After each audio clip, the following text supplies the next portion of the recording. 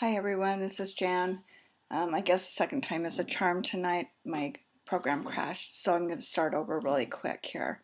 I have two vertical rectangles that I've sized, as well as a horizontal rectangle that I've sized. I'm going to slide the rectangle down just a bit so it overlaps.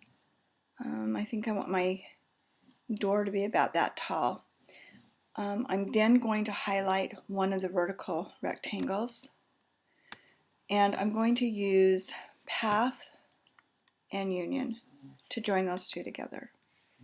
All right, and I'm going to select this vertical rectangle and the other piece that I unioned, go to path and union. Okay, now if you wanted to make columns, you would do this same method. However, you would use a more narrow vertical rectangle to do so, and then you're going to do each one unioning it to the other grouping. All right, I'm going to grab a horizontal rectangle or a vertical one, and I'm going to slide it in here for my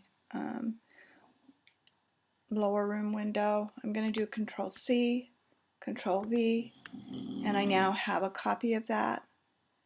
And the blue lines are indicating how I'm lining that up and how it's going to line up with the one that's across the way. And I have it where I want it. I might move it just a little bit to the left so it's a little bit more centered. All right, then I'm going to do Control V again. I'm going to add another one, and if you notice, it's lining up on the right side and in the center. I'm going to do Control V, do another one, do the same thing here, but if you notice, I also have lines that line it up vertically and horizontally with the one across the way. All right, I now have my semicircle, which I am going to use as an adornment over the door. And I'm going to nudge that down just a little bit with my arrow over here so I have a little bit more control. And because that's way under everything else, I'm going to move it up. Maybe. Oops, lost it. Anyway, it's up above the bottom union piece, so it should show all the time now. Ideally, I'm going to hide these just for a few minutes while we add the roof piece. Whoops, that's not what I wanted.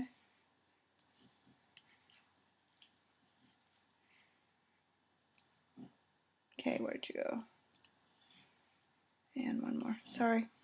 Thank you for your patience. Okay, now we're going to take the roof piece. I'm going to just draw it in here.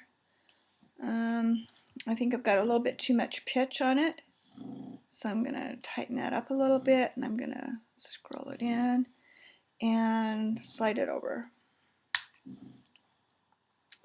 And we have just a little bit much. Okay, I think that's pretty close.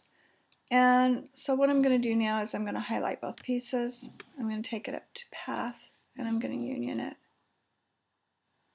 So now I have my roof, and it does look like it's a little bit off, but you could go back to edit and you could undo the union, slide the triangle whichever way you want, or make any adjustments in the size and shape as needed, and then go ahead and bound box and path union, highlight or bring back, unhide all your pieces, draw another bounding box, object group.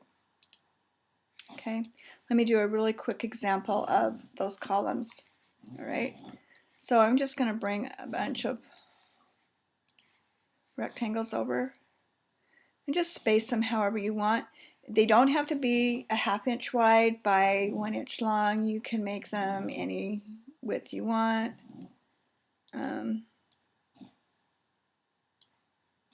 Okay, and I would just make sure that they were level with each other and the same width, and you could just do copy and paste, and you would just do the same thing with getting a horizontal rectangle and make it as long as you want. We're going to make it just a little bit and bring it down just a little bit. And then you can adjust it. So it's highlight this one, path, and union. Okay, and then you would continue to do it all the way down until you got your length, and then you could put another rectangle on and do the same thing. I hope this really helps you and will make your life a little bit easier, and you'll know how to remember how to use the union and how you can use basic shapes to build with. Have a great day. Happy crafting.